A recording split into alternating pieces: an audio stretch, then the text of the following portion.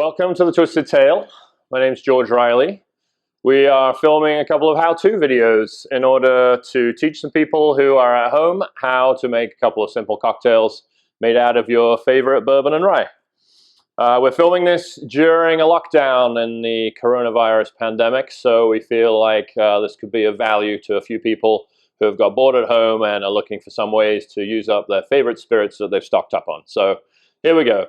Cocktail number one for you, the Manhattan. The Manhattan, created in Manhattan at the Manhattan Club.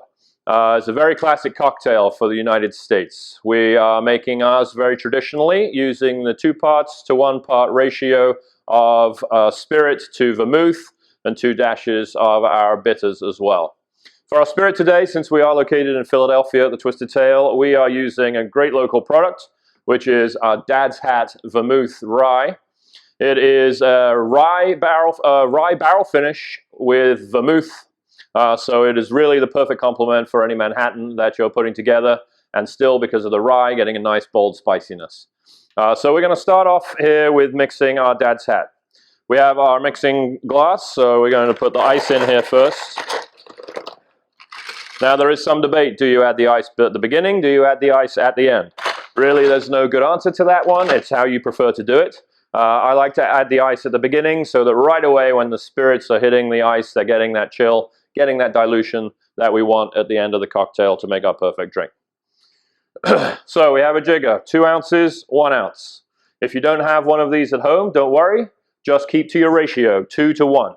A lot of shot glasses are 1 or 2 ounces, so you could fill a shot glass twice with the rye and then once with your vermouth, for example, to keep your ratios solid.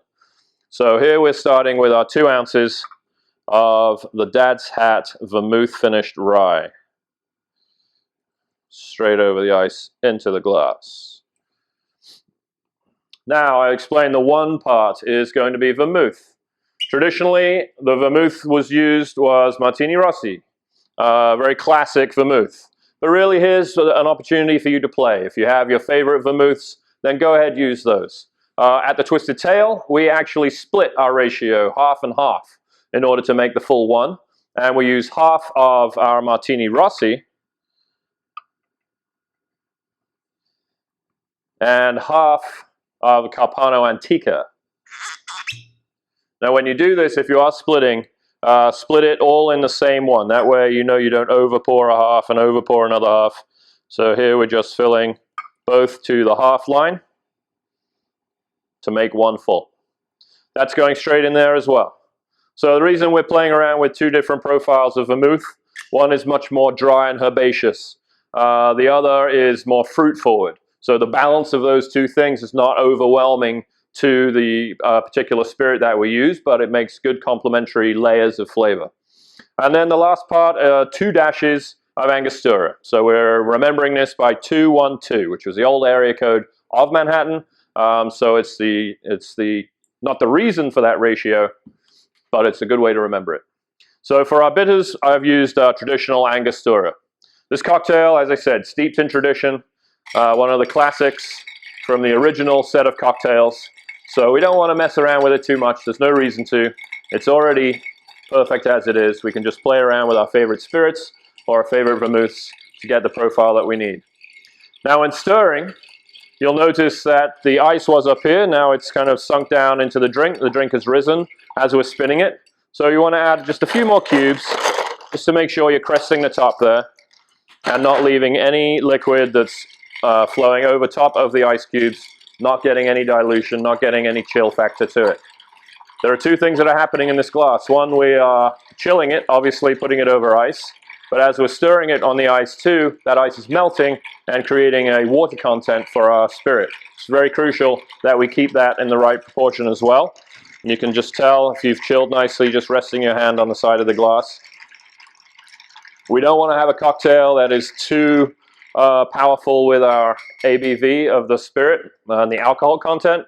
We don't want one that's been sitting in here for 5 minutes either and got really watered down. So that nice balance is really key.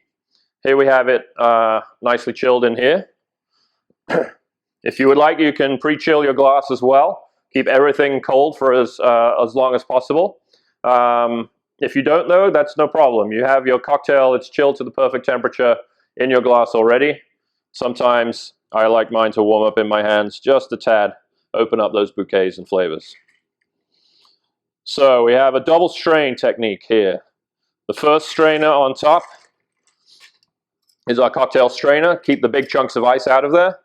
The next we put through a fine tea strainer just to filter out the little chips of ice that may have broken off when we've been stirring. That would come in and kind of give us that sharp punch of freeze as we're tasting and a different texture on the tongue. So we're keeping those out.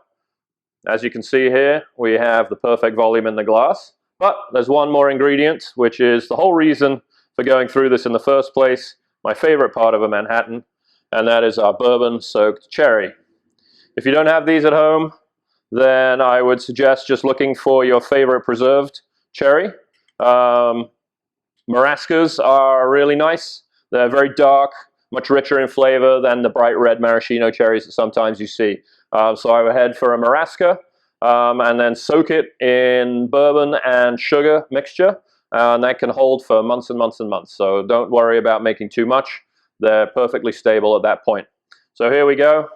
We're going to put that in there and remember that as a treat for later on. And here we have your Dad's Hat Vermouth Manhattan. Cheers.